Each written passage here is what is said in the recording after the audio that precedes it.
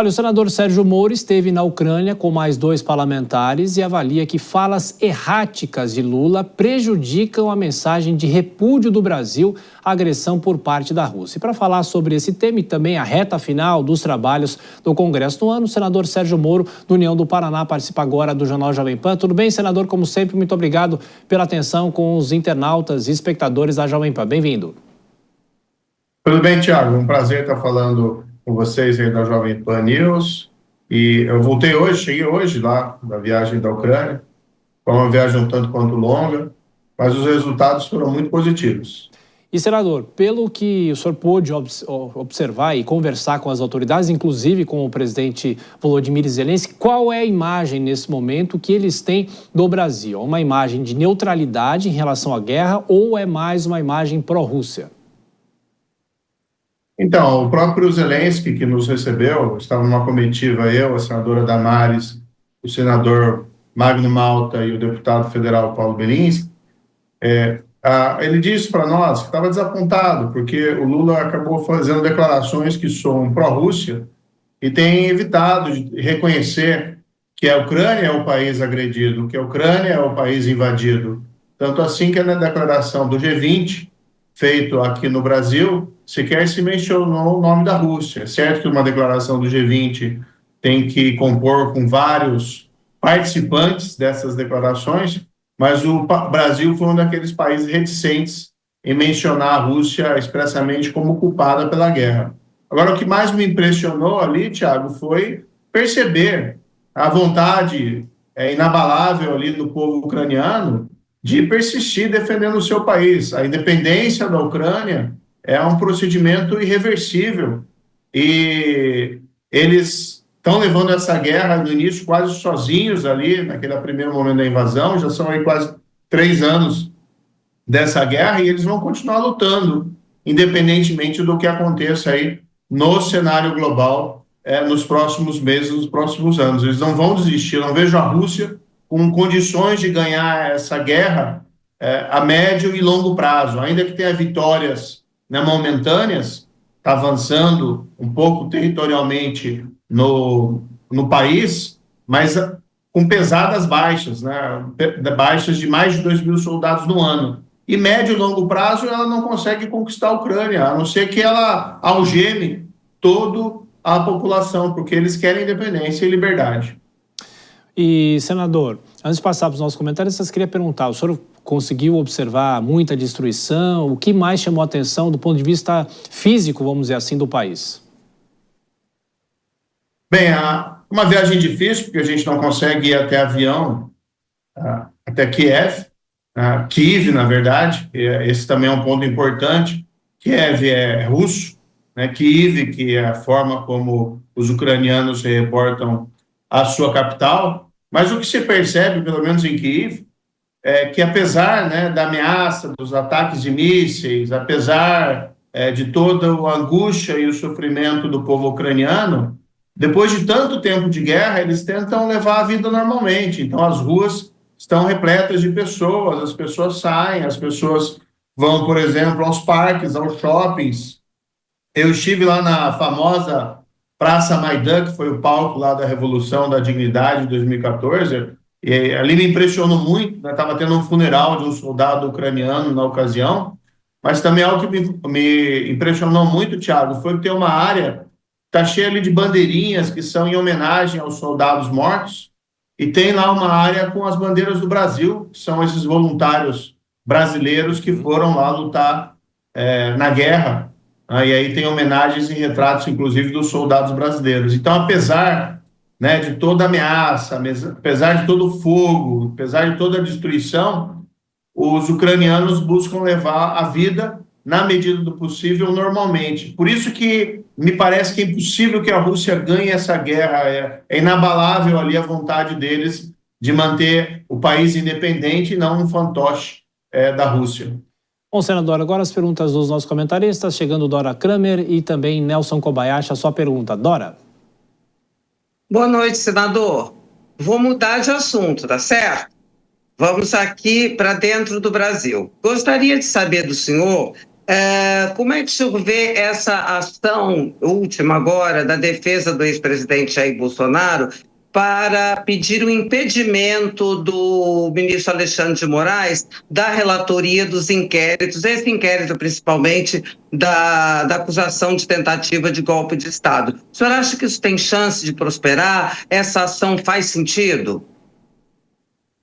Ora, esse é um assunto que tem ocupado, a meu ver, equivocadamente, o noticiário nacional, que se apurem ali as responsabilidades, que a justiça verifique ali quem é culpado, que crime ocorreu ou não ocorreu dentro dessa história, mas o que a gente está vendo é uma deterioração das expectativas econômicas do Brasil e uma fragilidade da posição internacional e institucional do governo cada vez mais frequente. Veja que a gente passou num momento aqui em que o governo ficou ensaiando um corte de gastos, né, por, sei lá, um mês, mais de 30 dias, e no final, quando ele foi anunciado, não foi exatamente um corte de gasto, foi um total fiasco, tanto que o dólar no Brasil está explodindo, isso vai ter impacto na inflação, e o governo simplesmente não tem um projeto econômico.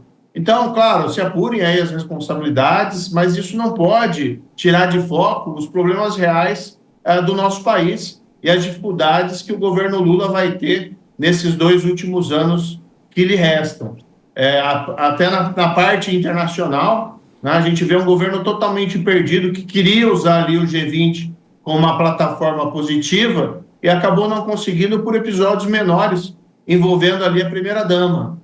Agora, o Brasil precisa se posicionar melhor nesse contexto internacional e por isso até que a gente fez essa viagem, que a gente queria dizer expressamente ali ao presidente Zelensky, eu tive a honra de poder dizer isso, que a posição do Lula não representa o que pensa a população brasileira. E fiz isso também, Dora, que a meu ver é muito importante, porque lá no Paraná a gente tem uma grande população descendente de ucraniano, a população ali descendente mais larga que a gente tem no país, e entendia que devia isso também a eles.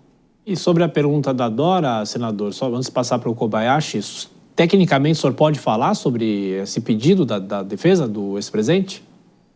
Acompanhando à distância essa questão desse processo, o que eu permaneço com minha opinião muito clara, e tenho dito isso, apure-se as responsabilidades, certo? Mas as penas que foram aplicadas àquelas pessoas do 8 de janeiro são penas excessivas, são penas de 17 anos, pessoas que estão presas aí desde aquela época, vai completar aí 3 anos, uma mulher lá que pintou uma estátua, ainda que a gente interprete aquilo como uma tentativa de golpe, como alguns dizem, se isso realmente aconteceu, aquelas pessoas estavam na base da pirâmide. A meu ver, aquelas pessoas praticaram aqueles atos num momento acalorado e nada justifica sim, penas tão excessivas. Eu sempre disse que aquilo era errado, a invasão e a depredação dos prédios públicos, aquilo é inaceitável, não é uma manifestação democrática, mas a gente não pode combater fogo com fogo. Então, os excessos, né, deveriam ser cortados e, a meu ver, aquelas penas impostas àquelas pessoas são excessivas. Isso independentemente da situação do ex-presidente Bolsonaro ou dessas pessoas que planejaram ou ali estavam pensando eventualmente em praticar alguma espécie de golpe. Não tem que a força do Estado recair excessivamente em cima daquelas pessoas que, num ato translocado, se excederam, praticaram danos ao patrimônio público, mas não justifica 17 anos de prisão. Kobayashi. Senador, eu vou voltar para o assunto da Ucrânia, porque o senhor esteve lá. Eu gostaria das suas impressões a respeito da expectativa do povo ucraniano sobre o novo presidente dos Estados Unidos, porque muitas pessoas atribuem agora ao novo governo de Donald Trump uma melhor relação dos Estados Unidos com a própria Rússia. O senhor sentiu algo nesse sentido? Qual foi ali o clima em relação ao novo governo dos Estados Unidos? E boa noite, um prazer falar contigo aqui no Jornal Jovem Pan. Não, perfeito. Olha, há uma incerteza em relação a qual vai ser a posição do Trump em relação ali à Ucrânia. Ele tem aquelas frases, né, que ele acaba em um dia na guerra, só que assim, é uma guerra entre a Rússia e a Ucrânia, com a Rússia sendo agressor.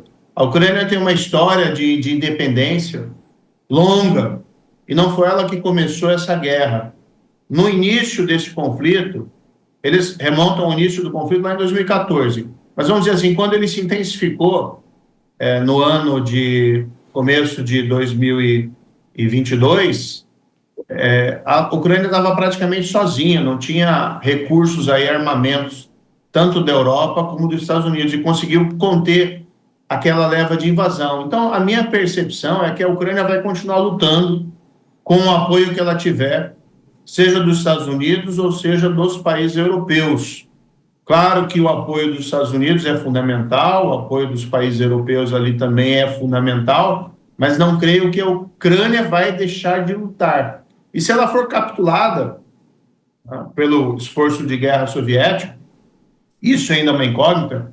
Há informações de que na linha de frente o avanço tem sido pouco expressivo e à custa de muitas baixas de vidas de soldados da Rússia, 2.000 por dia, que vai também exaurindo a Rússia, mas o fato é que a Ucrânia vai continuar, ainda que ela capture num primeiro momento, o desejo pela independência não vai ser suprimido, a não ser que transforme todo o povo em escravo, a não ser que se estabeleça ali uma tirania absoluta, mas vai se continuar o movimento pela liberdade ali dentro da Ucrânia. Por isso que não dá para entender direito qual que é a lógica, né, do Vladimir Putin em relação a insistir numa guerra que, no máximo, se ele for absolutamente vitorioso, vai resultar numa ocupação custosa para a Rússia.